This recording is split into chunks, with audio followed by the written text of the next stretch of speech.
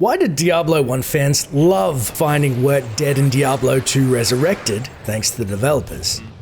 That actually happened? Of course it happened. I think this is a reflection of how, So, this is a true story. I'd made a flurry of videos around the peg-legged Wirt a few months back, and one Sunday, as I drove to brunch with my mum, she abruptly asked, "Why are you making a bunch of videos about this dead kid?" Now, Mum kindly watches the channel in an attempt to support me. Even as a non-gamer, she said she wanted to try Diablo, which gave me a Marius moment of terror. What have I done to deserve it? Anyway, as I attempted to explain the joy me and the boys felt when first stumbling upon the cheeky Easter egg of Wirt's corpse when first playing Diablo 2, I quickly realized that a lot of players, even some of my D2 mates, have never played Diablo 1, and so they couldn't fully appreciate the little boy's corpse. So without further ado, here is a breakdown of why Wirt's death is universally beloved by Diablo 1 fans. Wirt. I did all that was possible for the child, but I know he despises that wooden peg that I was forced to attach to his leg. His wounds were hideous.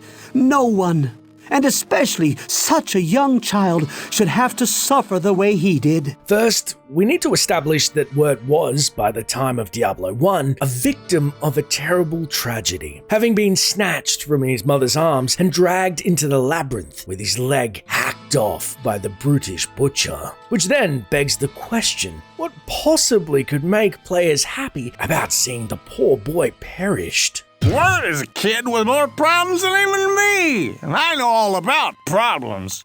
Listen here, that kid's got a sweet deal. I mean, he's been there, lost a leg, gotta walk around on a piece of wood. So sad, so sad. Well, the answer is multifaceted, and I dare say an amalgam of genius writing by Blizzard North. But in short, any impediment to gamers' perceived fun is usually met with hostility, and Wirt, bless him, would antagonize all in a subtle yet pervasive manner. See, game logic isn't real life. I know this goes against everything 2022 has taught us, but it's like when you watch a movie and the bad guy inevitably slights the good guy, and you know he will soon pay for his error in judgment in a satisfying, albeit over-the-top and unjustifiable way, if it was real life. Don't make me step off the path of peace. I said, what are you gonna do about it, gentlemen? All I want to do is walk the stupid path of peace, but you're forcing me to walk the path of pieces. Pieces?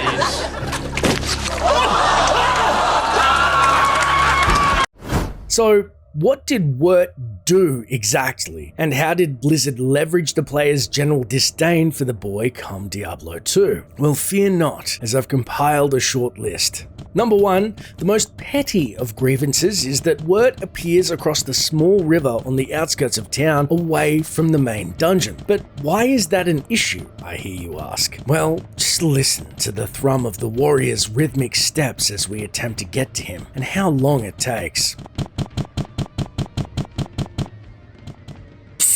Over here!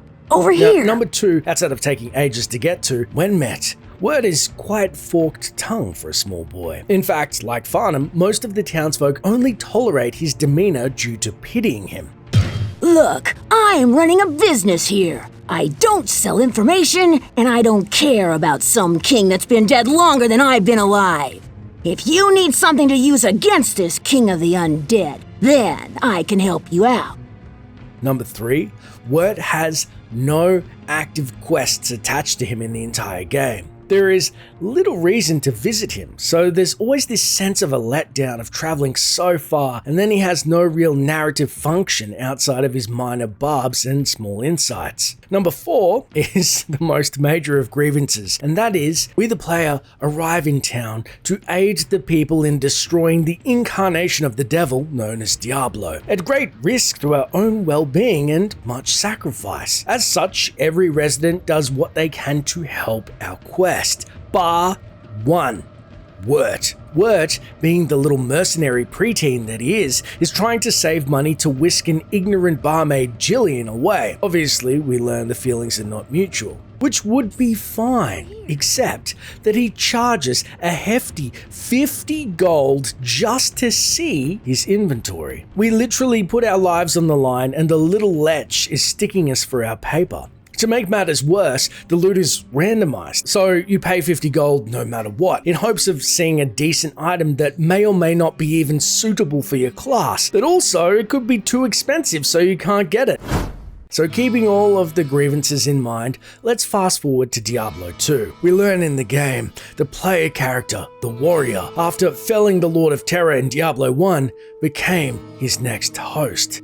Exiting the town, he murders not just Wirt, but all of the inhabitants of Tristram in a gruesome manner. Returning in Diablo 2, we are absolutely stunned and crushed to see the town burning and the fate of our one-time companions, such as our old friend Griswold the blacksmith, re-risen as a zombie who mindlessly attacks us. Or Farnham the drunk, killed at the very rock that he drank at. So by the time you happen upon Wirt's corpse, most likely you're a little desensitized to the whole ordeal. However, as his is the only fresh corpse that is interactable, imagine the surprise of Diablo 1 players that his body starts spewing forth gold piles as a wry Easter egg / self-reference to Wirt's conniving and covetous commerce criteria in life. Basically, he stuck us for his paper, we're getting the gold back. It's hilarious.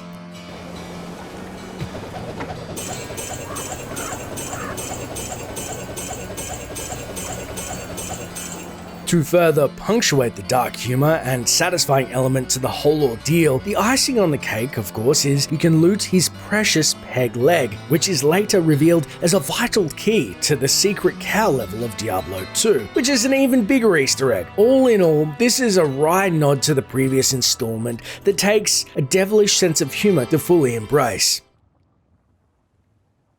Now, I hope that explains it to Mum if you're watching. Also, for the rest of you who are looking to battle the forces of hell with allies better than Wirt, we have a Discord full of wonderful folks ready to take on the evil of Diablo 4, so consider giving it a look. As always, thanks for watching, and make sure to like and subscribe for more dark lore.